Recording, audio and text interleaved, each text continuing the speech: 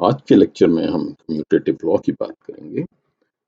Commutative का जो लफ्ज़ है ये कम्यूट से निकला है। कम्यूट का मतलब है एक जगह से दूसरी जगह जाना। कम्यूट यानी कि अगर आपने एक जगह ए पॉइंट से बी पॉइंट तक जाना हो तो आपके पास एक रास्ता ये भी हो सकता है और एक रास्ता ये भी हो सकता है। तो आप इनमें से कोई भी रास्ता ले लें, आप अपनी मंजिल तक पहुंच जाएंगे। तो कम्यूट का मतलब ये है। बेसिकली क्या मतलब है, अगर हम इसको commutative law with respect to addition, तो हम ये कहते हैं कि जमा के लिहाज से ये कम्यूटेटिव लॉ क्या है। कम्यूटेटिव लॉ वो ये है कि अगर आपके पास ए प्लस बी हो, एक नंबर कोई नंबर भी हो सकता है ए, और बी नंबर भी कोई भी हो सकता है, तो अगर वो ऐसे ही है जैसे आप बी को ए के साथ जमा करें, ये एक कम्यूटेटिव लॉ है। नंबरों को अगर आप एक दूसरे से बदल भी दें तो कोई मसला नहीं है। इसकी मिसाल ऐसे है जैसे 6 जमा 3 है, ये बराबर है 3 जमा 6 के। तो इससे जवाब जो है वो एक ही है। लेकिन कम्यूटेटिव लॉ जमा के लिहाज से तो है, मनफी के लिहाज से नहीं है। कम्यूटेटिव लॉ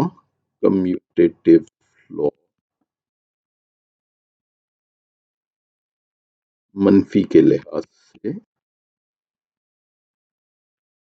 नहीं है। इसका क्या मतलब है, यानी कि अगर हम कहें a माइनस बी तो बराबर नहीं होता b माइनस ए के। मिसाल एक दे देते हैं, लेट्स से a जो है वो है 4 और b जो है वो है 3, तो a माइनस बी हो जाएगा 4 मनफी 3 1 के बराबर है, जबकि b माइनस से b मनफी 1 जो है 3 मनफी 4 है जो कि माइनस 1 है, मनफी 1 है, और ये एक दूसरे के बराबर नहीं है। तो इस बुनियाद पे हम कह सकते हैं कि a माइनस बी जो है वो b माइनस ए के बराबर नहीं है।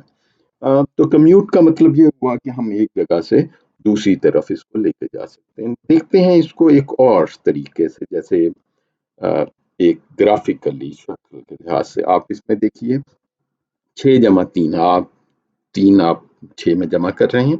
अगर आप इन दोनों को फर्क भी कर दें तो ये जवाब बराबर ही है। इसका जवाब भी 9 है और इसका जवाब भी 9 है।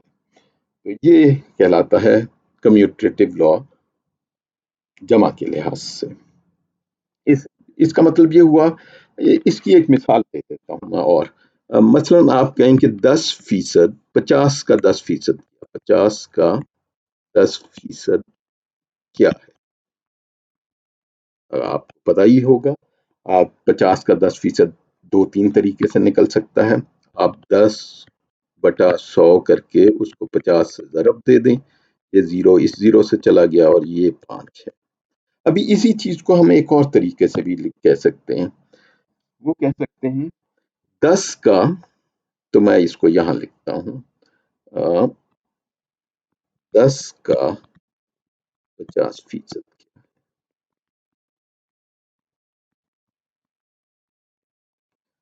10 का 50% क्या है।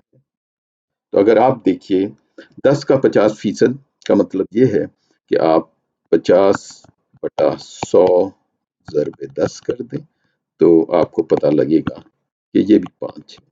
तो इसका मतलब ये हुआ, हम कह सकते हैं ये दोनों चीजें, मैं एक और रंग ले लेता हूँ, नीला रंग ले लेता हूँ, ये दोनों चीजें एक ही चीज है और ये एक किस्म से कम्यूटेटिव लॉ है। 50 का 10% बराबर है 10 के 50% से। तो ये कम्यूटेटिव लॉ विद रिस्पेक्ट ज़रब के लिहाज से है। तो ज़रब के लिहाज से कम्यूटेटिव लॉ क्या है, चलिए एक और जरा रंग बिरंगा सा कलर लेते हैं।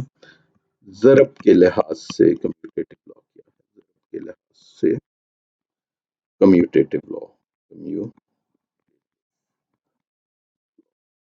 मैं इसके नीचे एक लाइन भी लगा देता हूँ ताकि हेडिंग का पता लगता रहे।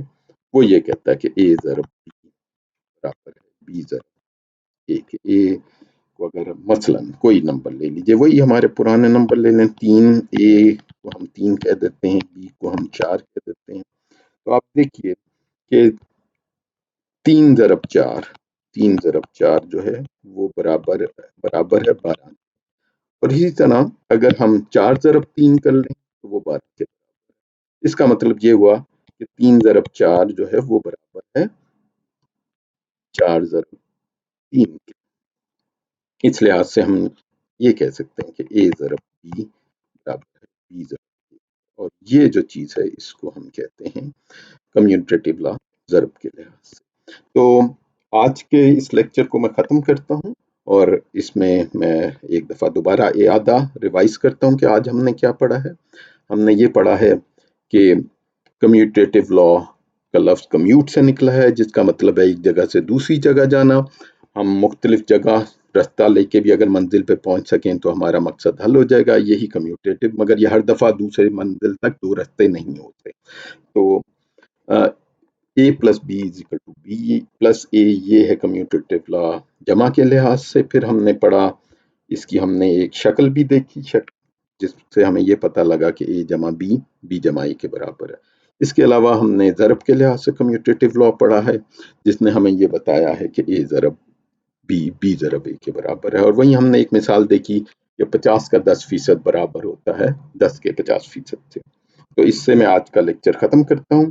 اور چونکہ کمیوٹ کا مطلب ایک جگہ سے دوسری جگہ جانا ہے، تو آج کی جو نظم یا شعر ہے وہ میں نے علامہ اقبال کے اس موضوع کے لحاظ سے ہی رکھی ہے۔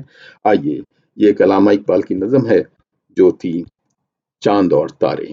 تو آج ہم اسی چاند اور تارے کے جو نظم ہے اس کو پڑھتے ہیں، اور یہ حرکت سے متعلق ہے۔ زندگی میں آپ اور ہمیں، اور خاص طور پہ جو طالب علم ہیں، انہوں نے ایک سفر میں ہی رہنا ہے۔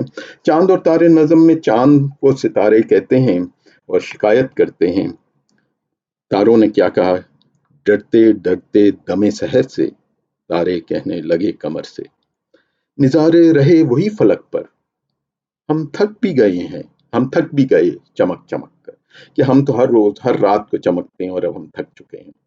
تو چاند اس کے جواب میں بتاتا ہے کہ جنبش سے ہے زندگی جہاں کی، یہ رسم قدیم ہے یہاں کی۔ اور آگے چاند دوبارہ انہیں بتاتا ہے، اس راہ میں مقام بے محل ہے، یہاں پہ ٹھہرنا جو ہے وہ قابل قدر نہیں ہے۔ اس راہ میں مقام بے محل ہے، پوشیدہ قرار میں اجل ہے۔ اگر آپ کھڑے ہوئے پانی کھڑا ہو گیا تو وہ بو دے جائے گا۔ چلنے والے نکل گئے ہیں، جو ٹھہرے ذرا کچل گئے ہیں۔ بہت شکریہ۔